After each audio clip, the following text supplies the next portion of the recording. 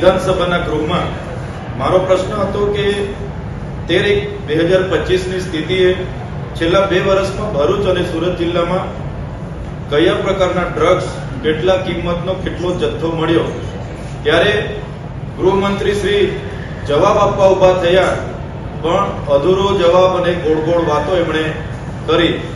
ત્યારે અંકલેશ્વર, ભરૂચ જિલ્લો હોય કે સુરત જિલ્લો હોય, એમાં દેશ અને દુનિયાના રોજગાર અર્થે અનેક લોકો આવતા હોય છે.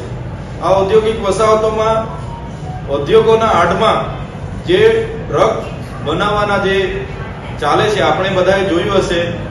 ઓક્ટોબર 24માં અંકલેશ્વરની પાનોલી જીઆઈડીસીમાં આવકાર ડ્રગ્સ પ્રાઇવેટ લિમિટેડ કંપનીમાંથી દિલ્હીની પોલીસે રેડ કરી અને 518 કિલો ડ્રગ્સ ઝડપાયું, જેની કિંમત અંદાજે 5,000 કરોડ આંકવામાં આવી હતી.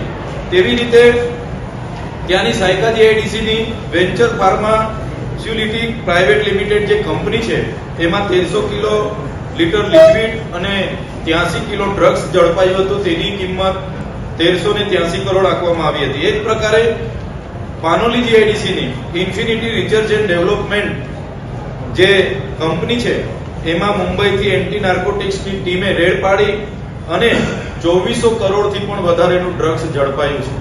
ત્યારે ગૃહમંત્રી લાજવાના બદલે ગાજવાની વાત કરતા હોય, ભરૂચ પોલીસ લાજવાની બદલે ગાજવાની વાત કરતી હોય, યાત્રા પ્રમાણમાં ડ્રગ્સની વાત થાય છે ત્યારે પંજાબ, ઉડતા પંજાબની વાતો મૂકીને જવાબ આપવામાં ખસી જવાની વાતો કરતા હોય, પણ આ વરવી વાસ્તવિકતા છે. મેં ત્યાંના સ્થાનિક ધારાસભ્ય તરીકે ભરૂચ પોલીસને 35 જેટલા સીસીટીવી ફૂટેજ, જે પોલીસ અધિકારીઓ રાબેતા મુજબ દારૂના ઠેકાઓ પર હપ્તા લેવા જાય એવા 35 જેટલા અધિકારીઓના સીસીટીવી ફૂટેજ સુધી એસપીને આપ્યા હતા, છતાં આજ દિન સુધી કોઈ જ કાર્યવાહી નથી થઈ. ત્યારે આટલા મોટા પ્રમાણમાં જે અંકલેશ્વર જીઆઈડીસીમાં જે ડ્રગ્સ પકડાય છે, એની પાછળ પણ હપ્તાખોરી જવાબદાર છે, અમુક પોલીસ અધિકારીઓ જવાબદાર છે. એટલા માટે જ આટલા પ્રમાણમાં ડ્રગ્સ ચાલતું હોય એ સૂચવે છે.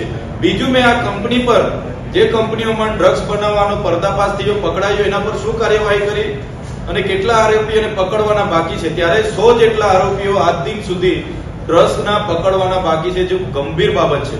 અને આ કંપનીઓમાંથી પાનોલી જીઆઈડીસીની ઇન્ફિનિટી રિસર્ચ એન્ડ ડેવલપમેન્ટ કંપની ફરી રાબેતા મુજબ ચાલુ થઈ ગઈ છે. એ સૂચવે છે કે એમના હપ્તાઓ કમલમ, ગાંધીનગરના કમલમ સુધી આવતા હશે, તો જ આવા ડ્રગ્સ જેવી ગંભીર ગુનામાં પકડાયેલી કંપનીઓ પણ પાછી ચાલુ થઈ જાય છે.